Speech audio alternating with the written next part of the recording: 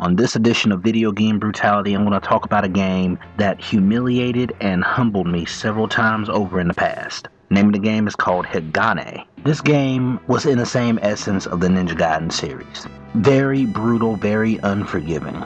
You have some really nice weapons that you get when you start the game. The grappling hook, the katana that looks a lot like Mai Shiranui's Ryuenbu, the bombs, the shurikens, really cool weapons. You start off with 3 bars of health, and then you can upgrade your health to like 5 bars. The problem is, once you die, you lose everything. You can get 99 of each weapon, 5 health bars. Die once, lose them all.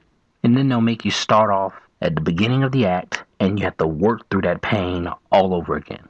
Every now and then you'll meet up with like a little bit of a checkpoint, but believe me when I tell you, getting to that mid-level checkpoint is a bitch and a half. The level design is unique, and it has like this steampunk, ancient Japanese mythology vibe to it, which I love, but oh man, the level design itself is enough to make you throw your controller through the fucking wall. There's this one stage in the beginning of the game where you're running and the fortress or the factory is exploding.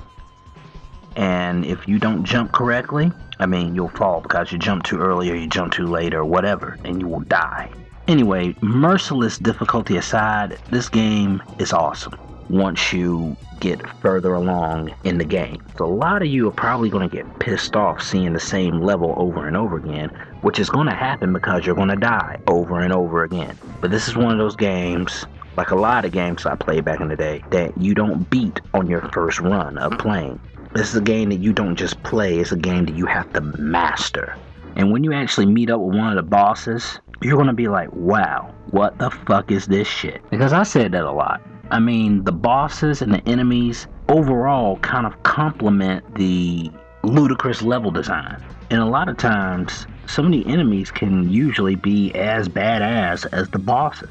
But I have to tell you guys, man, there were a lot of times where I was playing this game and I thought that I would probably have better luck winning the gold medal in female gymnastics or trying to ice skate up a fucking mountain than trying to get past a certain level in this game.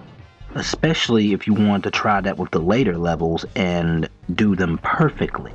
Some of the bosses that you're going to face, you're going to need more than just 3 bars of health.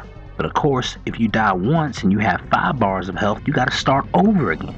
It can be done, alright? I'm not saying that it's impossible, I'm just saying it's difficult.